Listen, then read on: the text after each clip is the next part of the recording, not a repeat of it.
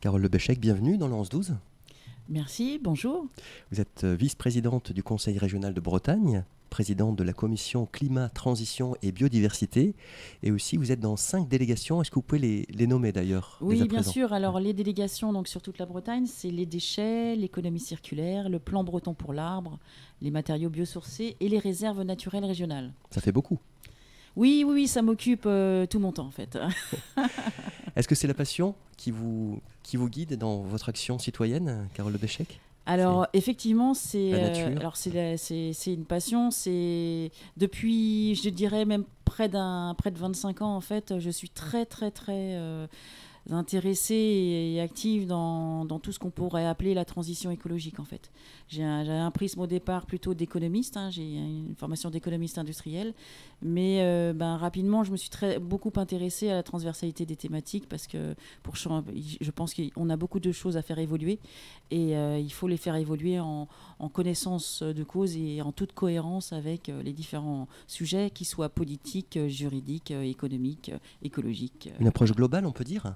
Exactement, systémique, et parce que c'est effectivement comme ça qu'il faut je pense, prendre les défis qui sont devant nous. Parce que voilà, il faut que les choses soient concertées, appropriées, faut de la mise en commun, et puis ça touche à tous les angles en fait.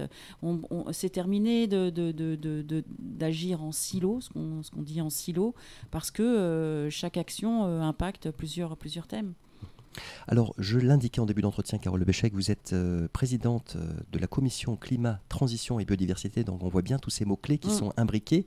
Quelles sont les missions de cette commission, en fait? Alors, une commission dans une institution comme le Conseil régional, ça sert beaucoup de transfert, à la fois de transfert de connaissances, de partage de connaissances, de lieu d'échange entre tous les élus, en l'occurrence. Et donc, on travaille sur des sujets qui peuvent être des sujets donc écologiques, des sujets agricoles, des sujets économiques. Là, je veux qu'on travaille sur les sujets du numérique aussi, l'intelligence artificielle notamment versus transition écologique, les impacts. On a travaillé beaucoup aussi sur les déchets, l'économie circulaire. Voilà, donc ça permet de mettre à l'agenda en fait des sujets que l'on creuse entre tous les élus membres de la commission, tous ces élus régionaux qui sont membres de la commission. Combien y en a-t-il d'ailleurs dans cette commission? On a une vingtaine d'élus dans cette commission-là, parce qu'il y a d'autres commissions. Il y a la commission culture, il y a la commission formation, il y a une commission économie aussi, il y a une commission aménagement et transport. Et sur le nord de l'île-et-Vilaine, est-ce que vous pouvez nous en parler un petit peu de ce qui se met en place au niveau du calendrier en la matière ou, on va parler du PNR dans quelques instants, qui a un lien. Oui, alors sur le nord de l'île-et-Vilaine, je pense que le gros sujet, effectivement, là, c'est le PNR, parce que c'est très récent et c'est génial. Après, on a aussi comme je vous disais, une de mes délégations, c'est réserve naturelle régionale. Voilà, on travaille sur la réserve naturelle régionale, la réserve de Soujal. Le marais de Sougéal. Voilà. Et puis, il y a une belle biodiversité les landes de la poterie aussi, donc près de Lamballe aussi. Donc, voilà. Des exemples. Alors, justement, vous en parliez à l'instant, le parc naturel régional Vallée de la Rance Côte d'Emeraude, donc le titre indique bien effectivement son identité.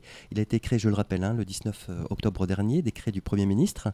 Et le syndicat mixte du parc est en place. Vous y siégez, Carole Lebéchec? Oui, alors je suis vraiment très fière, en toute humilité, mais je suis très contente parce que c'est des projets qui me tiennent vraiment à cœur. Donc je suis première vice-présidente et donc j'ai des sujets qui sont à la fois l'évaluation de notre action, le changement climatique, et aussi ce qu'on appelle les solutions d'adaptation fondées sur la nature. Donc c'est un sujet, c'est des sujets qui sont je pense très importants et sur lesquels on va pouvoir travailler vraiment en très bonne je pense coopération et coordination, notamment avec le conseil scientifique du parc, qui est très actif aussi, comme beaucoup d'autres représentants aussi de la société civile au sein du parc déjà, et ça c'est une grande chance. Je suis un petit peu on va dire, intéressé à proprement parler sur... alors vous avez évoqué évaluation, changement climatique, ça parle. Les solutions avec la nature. Est-ce que vous solutions, pouvez développer un petit peu? Oui, fondé sur la nature. Voilà, alors on parle de solutions d'adaptation fondées sur la nature, et en fait c'est comment est-ce qu'on peut, pour résoudre les défis que l'on a, se servir aussi de la nature, restaurer les écosystèmes souvent, parce que en fait on voit bien que si on a des problèmes, les problèmes les plus importants auxquels on va faire face, c'est bien sûr le climat, c'est les écosystèmes de l'eau aussi, et on a besoin pour ça de retrouver, de restaurer tous ces services de régulation qui sont apportés par la biodiversité, tout simplement. La biodiversité, elle comprend aussi ces services écosystémiques, filtrage de l'air, les sols, l'eau et tout ça. Et le parc, déjà, avec l'action de Cœur Émeraude, s'attache déjà à restaurer ces écosystèmes notamment. Et donc voilà, et parfois, il vaut mieux laisser faire la nature que de faire des ouvrages qui seront de toute façon détruits, qui vont coûter cher, qui vont aussi déplacer souvent le problème. Et je dirais que les services d'adaptation fondés sur la nature, je pense que c'est ce qu'on pourrait appeler des investissements sans regret. C'est un bon calcul, on va dire. Hein, c'est pragmatique, c'est ça? Je pense que c'est pragmatique. Ça oblige aussi à bousculer notre culture, nos mentalités, tout ce qu'on a fait depuis des décennies. Oui. Voilà, nos paradigmes. Peut-être d'être plus en cohérence avec la nature. Alors, quelques chiffres, le PNR rassemble 72 collectivités engagées dans le parc, Carole-le-Béchec, 66 communes, 3 intercommunalités, 2 départements et donc la région. Hein. Oui, alors je crois que c'est 2 EPCI parce que Bretagne romantique n'est pas dedans, même si Ménilroch est dedans, qui est une commune de... mais voilà, c'est une petite subtilité, hein, parce que évidemment il y a Dinan agglomération. C'est Didier Le Chien qui est le président du syndicat mixte du parc, qui a été élu le 22 novembre. Oui. Donc le bureau syndical, Carole-le-Béchec, il rassemble 16 élus, les 6 vice-présidents et 3 conseillers référents qui ont été élus. Le syndicat mixte, il sera opérationnel le 1er janvier 2025. Est-ce qu'on est dans le calendrier? Oh oui, bien sûr. Là, il est quasiment prêt. Tout est quasiment prêt. Il y avait évidemment des transferts à opérer entre Cœur et puis le syndicat mixte, et puis entre le syndicat mixte de préfiguration et le syndicat mixte. Donc là, tout est sur les bons rails.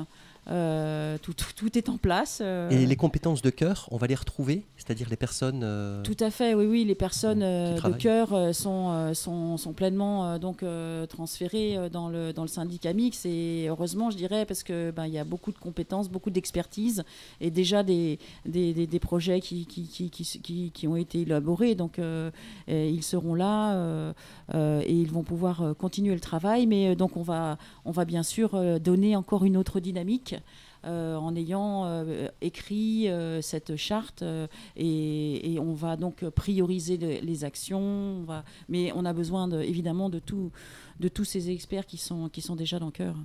Il y aura des réunions prochainement pour mettre en place cette feuille de route. Oui, voilà, on va aller de plus en plus dans le détail du plan d'action, hein, et évidemment, parce qu'en fait un projet de parc, c'est de la concertation, mais c'est du co-travail, quoi, je dirais. On a besoin de tous. C'est vraiment un lieu d'échange, un lieu de stimulation, un lieu de dynamisme, et voilà, le fait d'être avec tous ces cercles. J'évoquais les scientifiques, mais il y a tous les autres pans de la société civile, les associations, les acteurs économiques avec entrepreneurs et tout ça. Et donc collectivement, on se fixe des objectifs, et puis on travaille. Et moi, ce que j'apprécie dans un projet comme un parc naturel régional, c'est que c'est du concret, vraiment.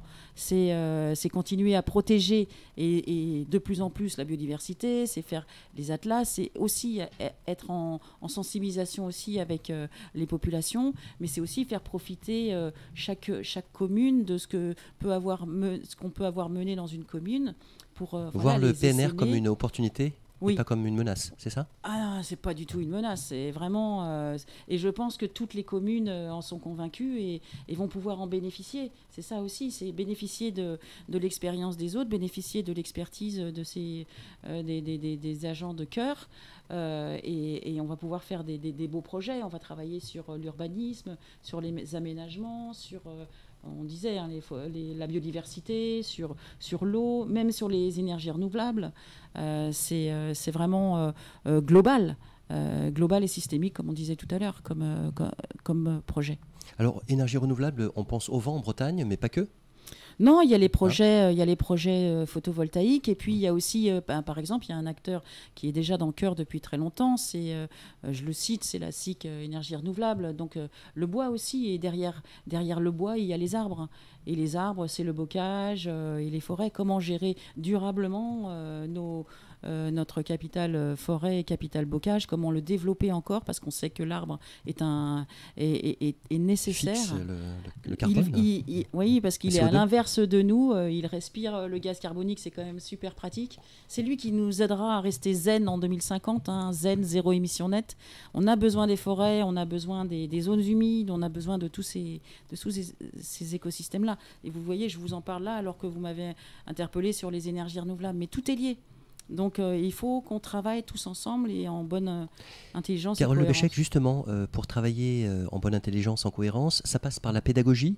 Est-ce que les jeunes, notamment, sont consultés, sont interpellés? Vous parliez de stimulation tout à l'heure. L'idée, c'est de fédérer aussi la population. Alors, moi, je n'ai pas eu la chance de suivre le projet depuis le départ.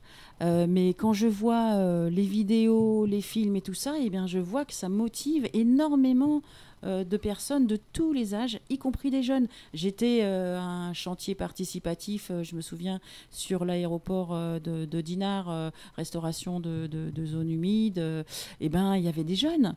Et c'est génial parce que les jeunes, quelquefois, on se demande où sont-ils? Eh bien, ils sont là parce qu'il y a des chantiers participatifs, ils mettent la main dans la terre. Il y en aura prochainement, j'ai vu, on les annoncera à l'antenne, des chantiers. Donc, il y a des sorties de sensibilisation qui sont prévues. Voilà, oui, bien sûr, il y a tout un programme hein, que faisait déjà Cœur et que l'on va développer encore donc ces prochaines années. Et c'est formidable d'avoir un beau projet comme ça de territoire et cohérent. De redécouvrir aussi, même si on habite sur le territoire depuis des décennies. Oui, d'ailleurs, moi aussi, j'ai qu'une envie, c'est de faire toutes les communes, parce qu'il y a le patrimoine naturel, mais il y a aussi le patrimoine architectural et le patrimoine historique. Et puis il y a les gens. Et ça, c'est un axe du PNR très important. C'est le troisième axe, c'est le lien social. Les gens, faire du lien entre nous tous. Donc il y aura d'autres réunions de concertation, on l'a bien compris, ça va continuer ce travail-là. Et les conférences aussi. Des conférences, oui. Oui, qui donc grand public déjà. Qui vont se poursuivre. Oui, il y en aura, oui, bien sûr. Thématique toujours Oui. Ouais. Alors je ne peux pas vous donner tout ça parce que c'est pas encore. On en reparlera à l'antenne. Tout n'est pas encore mis, mais on reviendra volontiers, vous serez informé de toute façon de tout. Est-ce que vous avez, Carole Lebéchec, ressenti néanmoins des appréhensions, des questionnements, des doutes au cœur de tous ces temps de concertation, parce qu'il y a eu beaucoup de réunions publiques en fait. Hein. Mais il y a toujours et je le vois aussi sur les réserves naturelles régionales, il y a toujours des personnes qui vont considérer que c'est une complexité de plus. Mais moi je ne le vois pas comme ça vraiment. Je le vois comme justement un outil pour faciliter, parce qu'il y a cette intelligence collective qui est là, et de se dire on a les mêmes objectifs, on a des objectifs qui sont très importants, défis climatiques, extinction de la biodiversité, tout ça qui sont énormes, et puis aussi la vie aussi au quotidien des gens, les défis sociaux, et on peut avec des solutions qui sont éprouvées, on peut aider toutes les communes dans cette direction-là. Donc moi je le vois comme un outil de facilitation, de dynamisme, et puis voilà, et qu'il faut s'approprier et mener. Le financement, il a été acté. Il va y avoir en début d'année le budget qui va être préparé. C'est dans le cadre triennal, avec la charte que vous évoquiez tout à l'heure d'ailleurs. Oui, alors le budget, bien sûr. Alors le budget, donc la région, il y a donc les départements aussi, les communes qui apportent aussi du budget. C'est la contrepartie un peu de ce qu'on appelle les aménités rurales, qui sont versées aux communes lorsqu'elles adhèrent à un parc. Donc voilà, c'est un peu transparent pour la commune, puisque ça va aller dans le parc. Et puis, donc j'ai dit les départements, il y a les EPCI et l'État aussi. Donc le budget, il est bouclé, il n'y a pas de souci. Et ce budget, il va permettre bien sûr de payer les salariés de cœur et puis de faire des projets. Mais il y a aussi une autre chose qui est un avantage du parc, c'est un outil aussi pour aller chercher d'autres financements, et notamment les financements financements européens qui peuvent être dédiés à ces projets-là.